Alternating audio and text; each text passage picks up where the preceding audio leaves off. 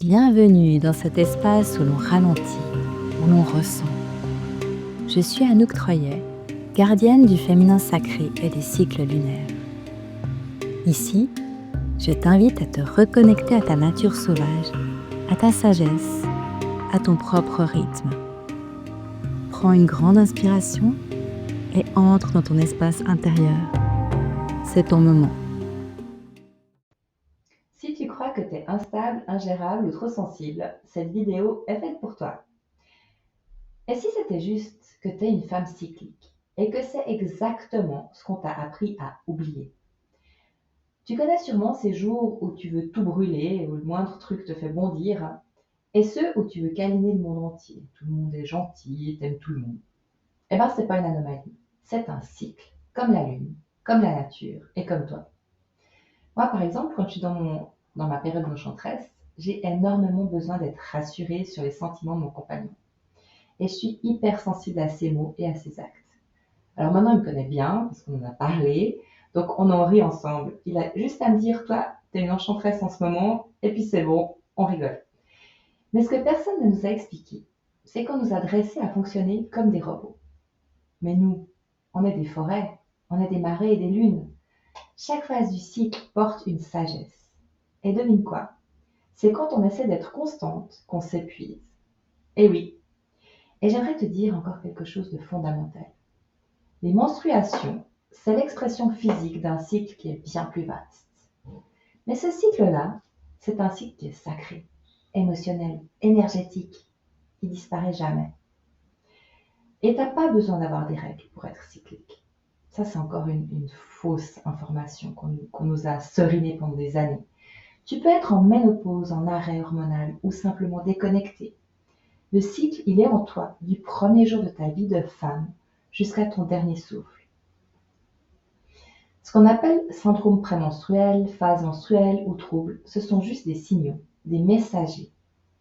Mais la vraie magie, elle est dans la façon dont ton âme bouge en toi, pas dans un calendrier ou une pilule. Alors non, je te promets, ta vie ne s'arrête pas quand tes règles s'arrêtent.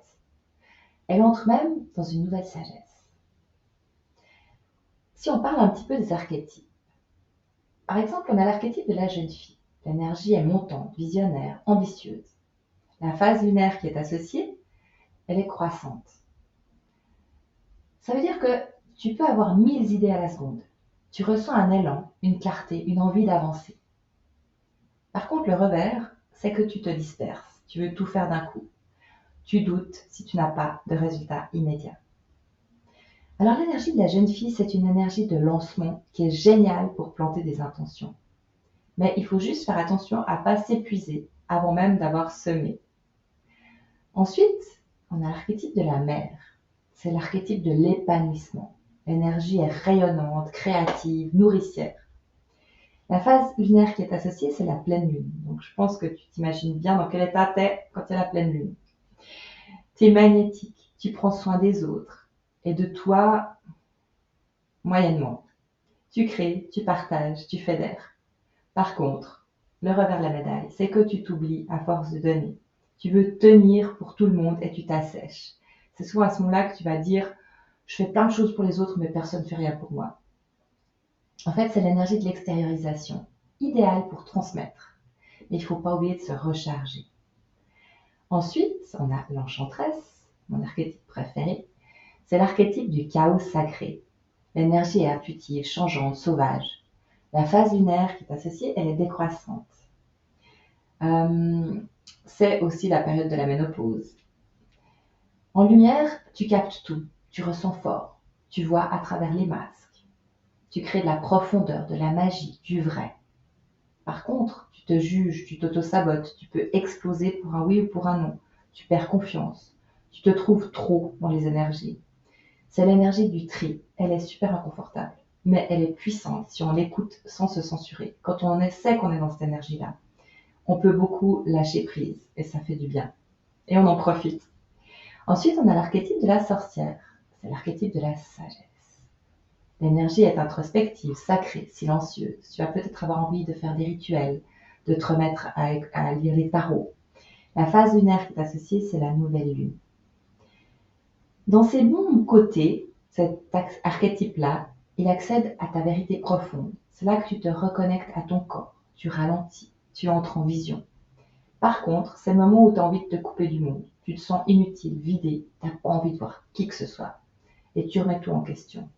C'est l'énergie du vide fertile. C'est ici que tu peux renaître, comme la nature en hiver. Mais seulement si tu acceptes, comme elle, de t'arrêter.